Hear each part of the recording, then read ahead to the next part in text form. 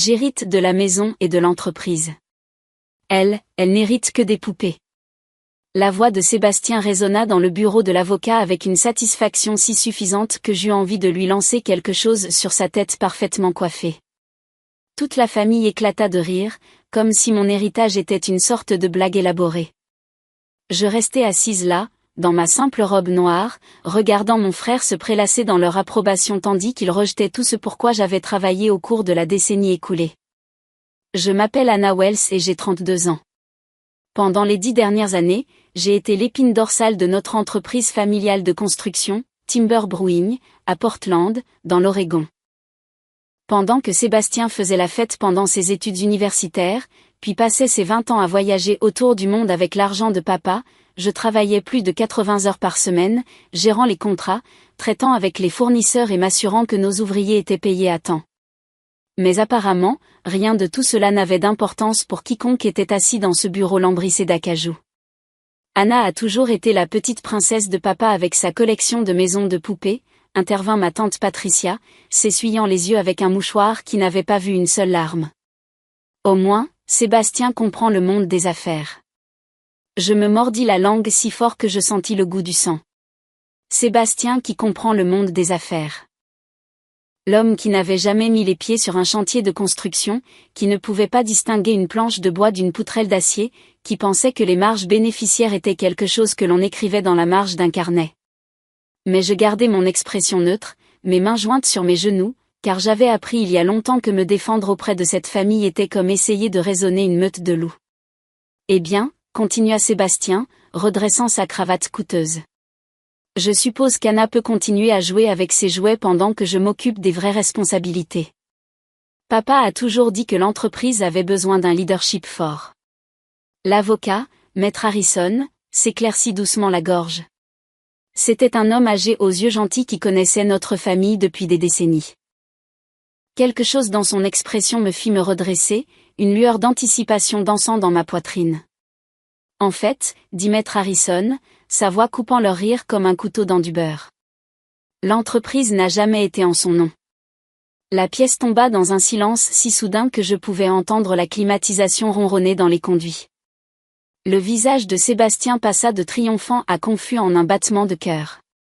Et je sentis quelque chose de chaud et de dangereux se répandre dans ma poitrine. Après des années d'être ignoré, négligé et traité comme la déception de la famille, quelque chose me disait que les rôles étaient sur le point d'être inversés d'une manière qu'aucun d'entre eux n'aurait pu imaginer. Grandir en tant que Benjamin de la famille Wells signifiait apprendre très tôt que mes opinions n'avaient pas beaucoup d'importance. Mon père, Thomas Wells, était un homme imposant qui avait bâti son entreprise de construction à partir de rien, en commençant avec un seul camion et une poignée d'outils. Ma mère, Caroline, était décédée quand j'avais 12 ans, me laissant naviguer dans le monde très masculin des chantiers de construction et des réunions d'affaires sans beaucoup de conseils. Sébastien, plus âgé de 5 ans et le chouchou de la famille, était toujours destiné à la grandeur aux yeux de tous. Il jouait au football au lycée, sortait avec la reine du bal de promo, et traversa l'école de commerce avec des notes moyennes que tout le monde prétendait excellentes. Pendant ce temps, j'ai passé mon adolescence sur les chantiers de construction, apprenant la différence entre les divers types de béton et comprenant pourquoi les travaux de fondation étaient plus importants que les finitions tapax en grave-l'œil. Anna a un bon sens des chiffres, disait mon père aux gens, comme si sa capacité mathématique était un joli truc de fait plutôt qu'une compétence commerciale précieuse. Elle me maintient organisée. Mais c'était plus que ça, et au fond, je pense qu'il le savait. Quand Sébastien a obtenu son diplôme universitaire et a annoncé qu'il voulait se retrouver lors d'un voyage d'1 an en backpack à travers l'Europe, c'est moi qui ai pris le relais. Lorsque notre plus gros client a menacé d'annuler un contrat d'1 million de dollars en raison de problèmes de communication, c'est moi qui ai sauvé la relation. Lorsque nous avons failli perdre 3 employés clés au profit d'un concurrent, j'ai restructuré notre régime d'avantages sociaux et les ai convaincus de rester. J'avais appris à lire les plans d'architectes, à comprendre les lois de zonage et à négocier avec les représentants syndicaux. Je pouvais entrer sur n'importe lequel de nos chantiers et repérer les violations de sécurité, les problèmes de qualité ou les problèmes d'horaire en quelques minutes. Sébastien, en revanche, n'avait visité que 2 chantiers de construction dans toute sa vie. Et les 2 fois, il s'était plaint d'avoir sali ses chaussures. Sébastien reprendra la relève quand je prendrai ma retraite, disait mon père lors des réunions de famille, et tout le monde hochait la tête avec approbation. Il a le gène du leadership des Wells. Ce qu'il voyait comme du leadership, je le reconnaissais comme de la paresse déguisée par le charme. Sébastien pouvait charmer les clients lors de dîners chics, mais il ne pouvait pas lire un contrat pour sauver sa vie. Il avait belle allure en costume et parlait avec assurance de synergie et de positionnement sur le marché, mais il n'avait aucune idée de ce que coûtait réellement la pose d'une fondation ou l'ossature d'une maison. Pourtant, j'ai continué à travailler. J'ai continué à résoudre des problèmes, à gérer des crises et à bâtir des relations avec nos fournisseurs et sous-traitants. Je me disais qu'un jour mes contributions seraient reconnues, que la famille verrait tout ce que j'avais sacrifié pour l'entreprise que nous prétendions tous aimer. En regardant en arrière maintenant, assise dans le bureau de cet avocat avec tout le monde fixant Maître Harrison dans un silence stupéfait, j'ai réalisé que mon père avait tout vu depuis le début. La question était de savoir s'il avait fait quelque chose à ce sujet. La nuit où mon père est mort, 3 mois avant ce moment au bureau de l'avocat. C'est moi qui lui tenais la main dans la chambre d'hôpital. Sébastien était à Miami lors d'une conférence qui était probablement plus des vacances que des affaires. Et au moment où il est revenu, les préparatifs des funérailles étaient déjà faits. Tu as été ma main droite toutes ces années, avait murmuré mon père lors d'un de ses moments de lucidité dans ces derniers jours. Tu comprends ce business mieux que quiconque. J'avais serré sa main et lui avais dit de ne pas s'inquiéter du travail, que tout irait bien. Mais il y avait quelque chose dans ses yeux, un poids qui semblait indiquer qu'il voulait en dire plus. Il continuait de regarder vers sa mallette dans le coin de la pièce, celle qui ne le quittait jamais pendant les heures de bureau. Anna, avait-il dit, sa voix si basse que j'ai dû me pencher pour l'entendre. Les poupées, la collection de ta grand-mère. Ce n'est pas juste une question de sentimentalité. À l'époque, j'avais pensé qu'il parlait de la valeur émotionnelle des antiquités. La collection de poupées de ma grand-mère avait été transmise de génération en génération, et bien que je les ai toujours trouvées un peu effrayantes, je comprenais leur importance historique. C'étaient de belles pièces, certaines datant des années 1800, fabriquées par des artisans dont le travail était de plus en plus rare. Mais maintenant, en regardant Maître Harrison feuilleter ses papiers avec une précision délibérée, j'ai commencé à me demander s'il y avait des couches dans les paroles de mon père que je n'avais pas comprises. La propriété de l'entreprise, exigea Sébastien, la voix légèrement tremblante. Qu'entendez-vous par le fait que ce n'était jamais en son nom? Maître Harrison ajusta ses lunettes et sortit un épais dossier. Votre père a transféré la propriété de Timbermere Brewing à Anna il y a 5 ans. Elle est la propriétaire légale de l'entreprise depuis lors, bien que la transition ait été gardée confidentielle à la demande de Monsieur Wells. L'air de la pièce sembla s'épaissir. Je sentais mon cœur battre contre mes côtes, mais je gardais mon expression soigneusement neutre. Il y a 5 ans, c'est à ce moment-là que Sébastien avait décidé de passer 6 mois en Thaïlande pour explorer son côté spirituel, pendant que je gérais le plus gros contrat de l'histoire de notre entreprise.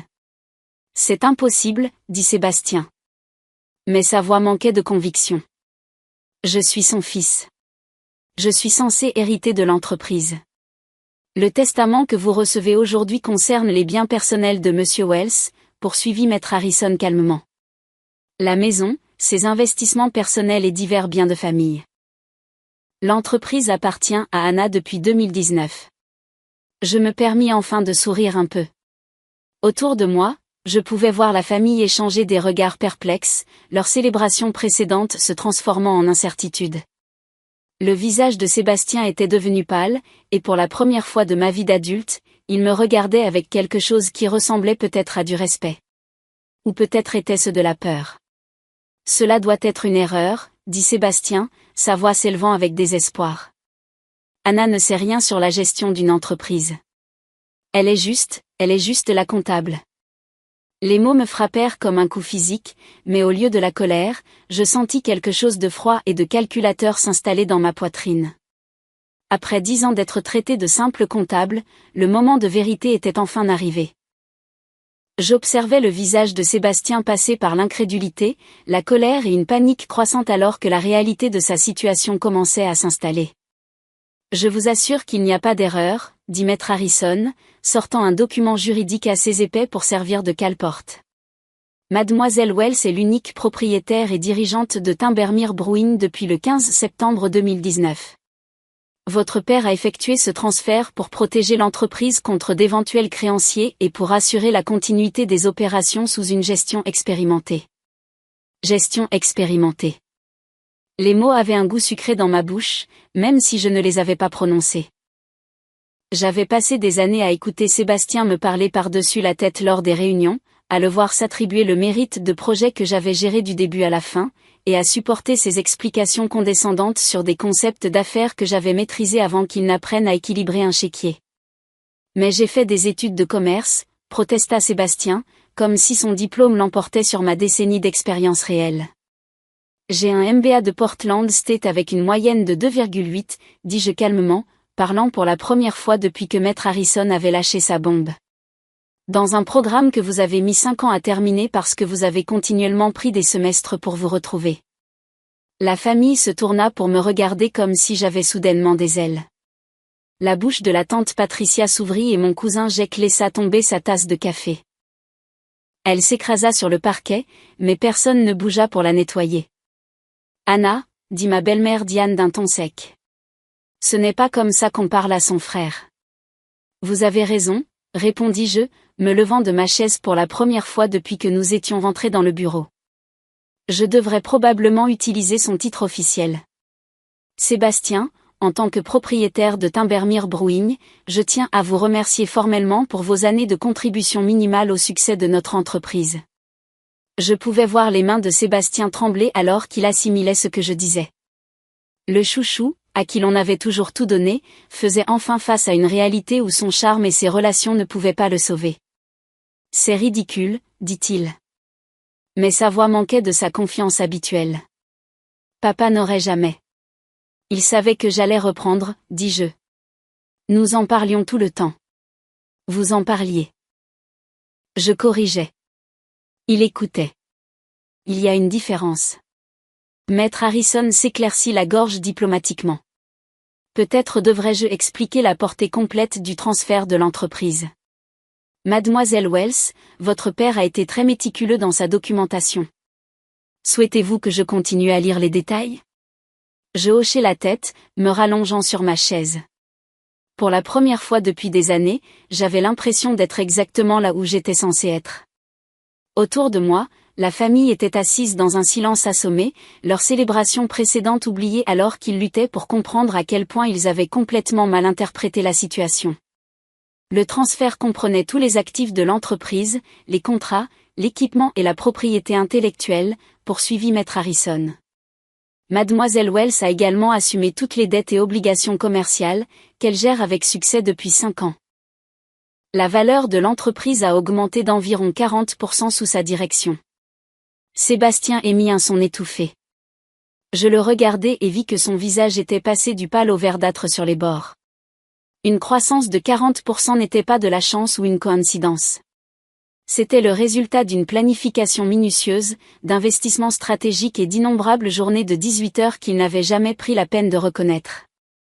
Maintenant, dit Maître Harrison, devons-nous continuer avec la distribution des biens personnels ? La lecture du testament personnel ressemblait à regarder un accident de voiture au ralenti. Sébastien a hérité de la maison familiale, ce qui sonnait impressionnant jusqu'à ce que Maître Harrison mentionne le solde hypothécaire impayé de 300 000 $. Il a également reçu les investissements personnels de mon père, qui avaient été considérablement réduits ces dernières années pour couvrir les diverses entreprises commerciales et les longues vacances de Sébastien. La collection de poupées anciennes, annonça Maître Harrison, revient à Anna, ainsi que toute la documentation et les expertises associées. Sébastien éclata de rire, bien que cela ressemble plus à un aboiement qu'à une expression d'humour. Vous voyez, je vous avais dit qu'elle avait les poupées. Au moins, certaines choses ont du sens. Je gardai mon expression neutre, mais à l'intérieur, je vibrais presque d'anticipation. Le commentaire de mon père sur le fait que les poupées n'étaient pas seulement une question de sentiment commençait à avoir parfaitement du sens. Durant ces derniers jours, il avait mentionné quelque chose sur la documentation et les expertises, des mots qui semblaient insignifiants à l'époque. Maître Harrison, dis-je prudemment. Pourriez-vous préciser ces expertises ? Le vieil avocat sourit, et je perçus une touche d'espièglerie dans ses yeux. Certainement. La collection de votre grand-mère se compose de 47 pièces, dont plusieurs rares poupées jumeaux des années 1870 et un ensemble complet de première collection Madame Alexander. L'expertise la plus récente, réalisée l'année dernière, a évalué la collection à 512 000 $. Le silence qui suivit fut si complet que j'entendis le ventre de quelqu'un gargouiller. Le rire de Sébastien mourut dans sa gorge, et il me regarda avec l'expression de quelqu'un qui venait de réaliser qu'il jouait aux échecs pendant que tout le monde jouait aux dames. Un demi-million de $, murmura ma tante Patricia. Pour des poupées? Les poupées anciennes sont des investissements sérieux, expliqua Maître Harrison. L'arrière-grand-mère de Mademoiselle Wells a commencé la collection dans les années 1920, et chaque génération successive a ajouté des pièces soigneusement sélectionnées. Votre père était très fier de la connaissance qu'a Anna de l'histoire et de la valeur de la collection. J'avais toujours été le membre de la famille qui écoutait les histoires de ma grand-mère sur chaque poupée, qui l'aidait à rechercher leurs origines et à maintenir leur état. Pendant que Sébastien levait les yeux au ciel et faisait des blagues sur les jouets effrayants, j'apprenais le savoir-faire, l'importance historique et l'appréciation du marché. Alors, si je comprends bien, dit Sébastien lentement, sa voix tendue par une panique à peine contrôlée. Anna reçoit une entreprise valant des millions plus un demi-million d'antiquités, et moi je reçois une maison avec une hypothèque massive. Vous recevez aussi la voiture de papa, offrit Diane faiblement, comme si un vieux pick-up de 10 ans pouvait d'une manière ou d'une autre équilibrer la balance. La Timbermere Brewing Company, ajouta Maître Harrison, consultant ses notes, a été évaluée à 2,3 millions de $ le mois dernier.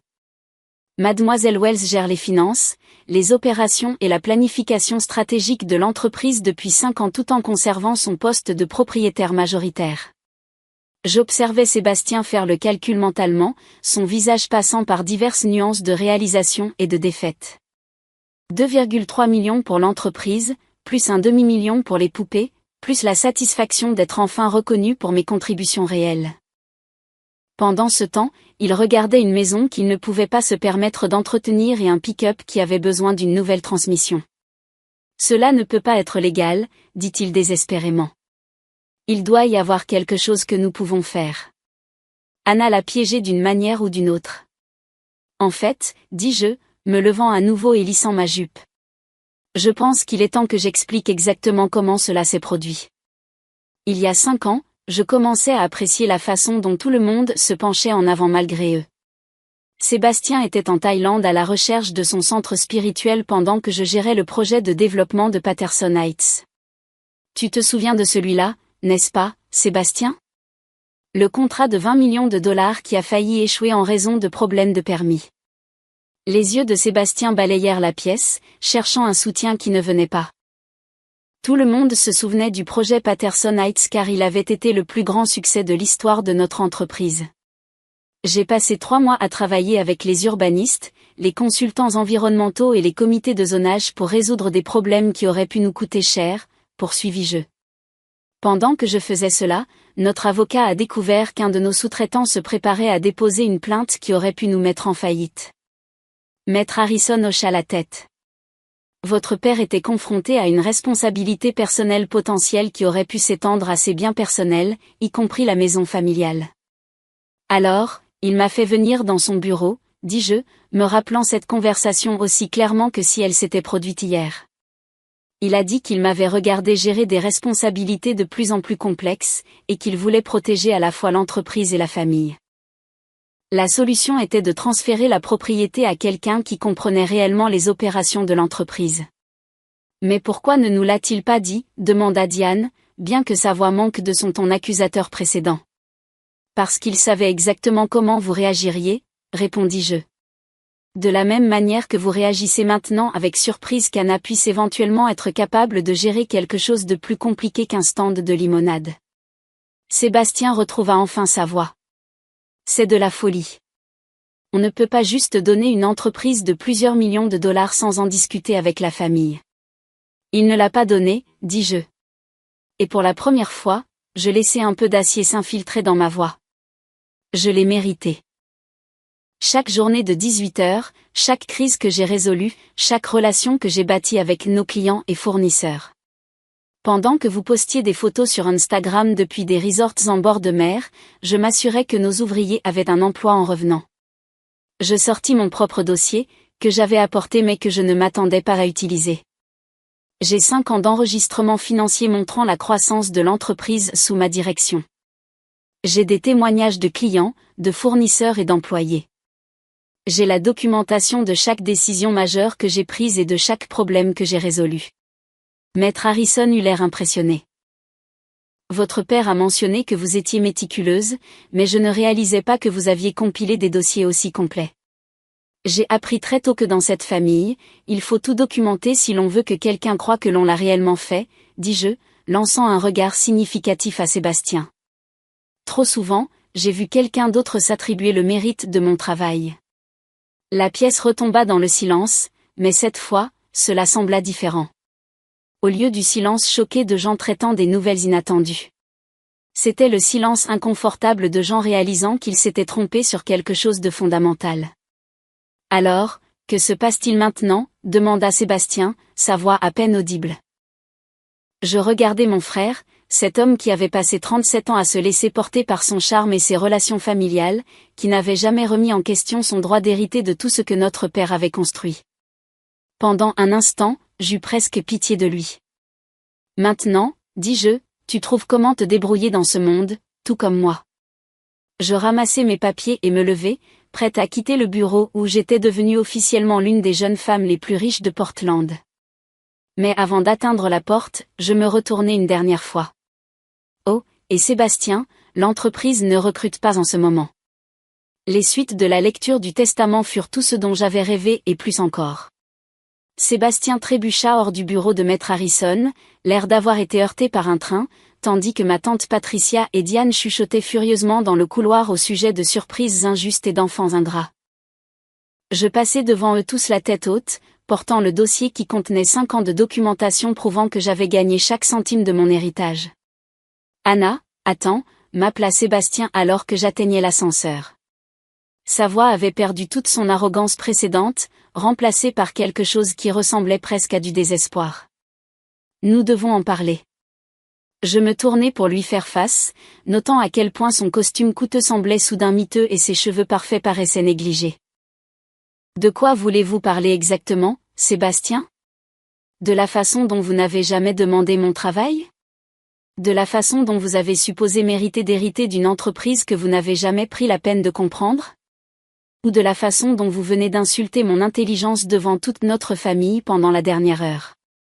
Il ouvrit la bouche, puis la referma, réalisant apparemment que toute réponse qu'il donnerait ne ferait qu'empirer sa situation. Vous savez ce qui est drôle, continuai-je, entrant dans l'ascenseur. J'aurais en fait été disposé à travailler avec toi. Si tu avais jamais montré ne serait-ce qu'un tout petit peu de respect pour ce que je fais, ou pris 5 minutes pour apprendre le fonctionnement de l'entreprise, nous aurions pu être partenaires. Mais tu étais trop occupé à recevoir tout sur un plateau pour remarquer que quelqu'un d'autre faisait tout le travail.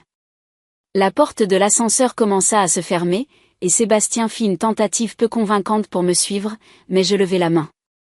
Arrête, dis-je fermement. Tu as fait ton choix il y a longtemps. Tu as choisi de me traiter comme si j'étais invisible, comme si mes contributions n'avaient aucune importance. Maintenant, tu vas vivre avec les conséquences.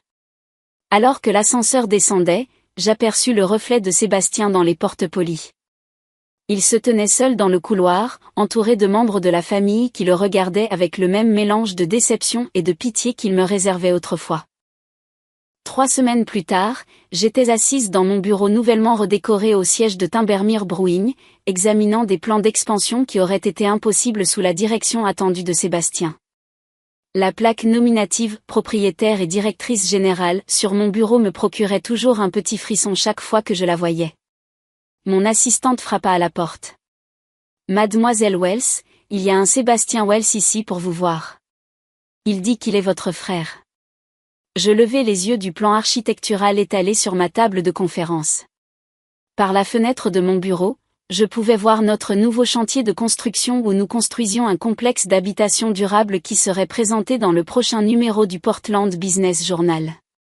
Le projet était ma conception, ma vision, et ma responsabilité. Faites-le entrer, dis-je.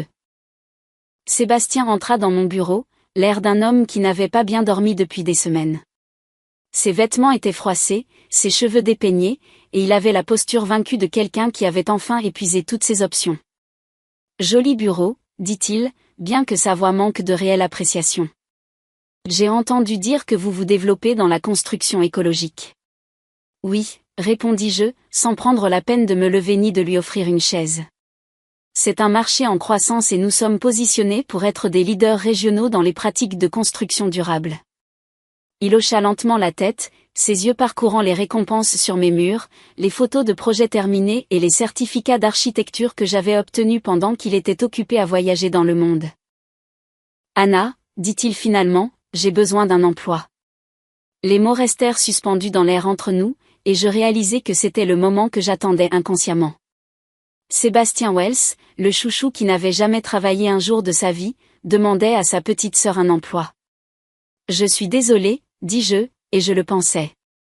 Mais nous ne recrutons pas. » La vie de Sébastien s'effondra rapidement après la lecture du testament, car la nouvelle se répandit dans le milieu des affaires de Portland concernant le renversement spectaculaire de fortune chez Timbermere Brewing. Sa réputation de futur chef d'entreprise s'effondra lorsque les gens apprirent qu'il s'attendait à hériter d'une entreprise que sa sœur dirigeait en réalité depuis des années. Son manque d'expérience réelle devint douloureusement évident lorsqu'il tenta de trouver un emploi dans des entreprises de construction ou de développement qui connaissaient l'histoire de la famille Wells. La maison familiale devint un fardeau financier qu'il ne pouvait pas gérer, le forçant à accepter un emploi de vendeur dans un concessionnaire automobile tout en luttant pour payer les mensualités hypothécaires d'une propriété qu'il ne pouvait pas se permettre d'entretenir. En 6 mois, Sébastien dut déménager dans un petit appartement et regarder de loin sa sœur développer l'entreprise qu'il avait tenue pour acquise, sachant que ses années de dédain pour ses contributions lui avaient coûté tout ce qu'il s'attendait à hériter. Alors que je signais le contrat pour notre 4e grand projet d'expansion, je réfléchissais à la façon dont les années de moquerie de Sébastien m'avaient involontairement préparé pour ce moment. Son mépris constant pour mes capacités m'avait obligé à tout documenter, à prouver chaque point, et à construire le genre de palmarès complet qui rendait ma propriété incontestable lorsque la vérité éclata enfin. Cela m'a appris que parfois, la revanche la plus satisfaisante est simplement de laisser les gens découvrir que la personne qu'ils sous-estimaient était en réalité aux commandes depuis le début.